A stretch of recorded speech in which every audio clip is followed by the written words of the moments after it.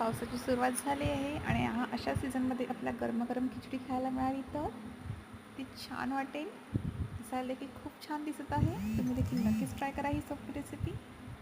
चला तर मग आपण बनवूया दाल खिचडी. पहिल्यांदा इथे मी तुरून घेतले आहे, त्याच प्रमाणात घेतले आहेत तांदूळ.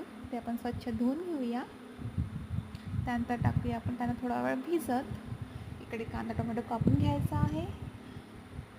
गॅसवर कुकर ठेवला आहे, त्याच्यामध्ये टाकलं आहे तेल गरम झाल्यानंतर त्याच्यामध्ये टाकूया कढीपत्ता, जिरे, राई, एक छोटा वाचिलेला कांदा, 2 हिरव्या मिरच्या. त्यात छान तेलावर शिजून देणार थोड्या वेळासाठी.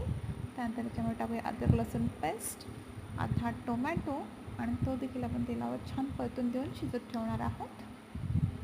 कांदा टोमॅटो शिजल्यानंतर त्याच्यामध्ये टाकूया आपण मीठ, हिंग, हळदी, लाल तिखट सोबतच धनेपूड. ते देखील छान मिक्स करून घेणार आहोत.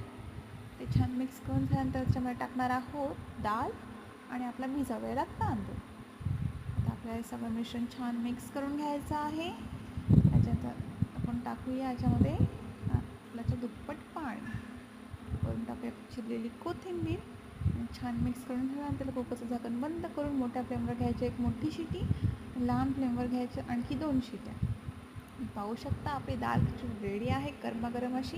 करून टाकूया थोडंसं लिंबाचा रस, जेणेकरून आपल्याला खिचडा वेगळाच फ्लेवर येईल. दाल खिचडी रेडी आहे गरमागरम अशी. तुम्ही देखील नक्की ट्राय करा.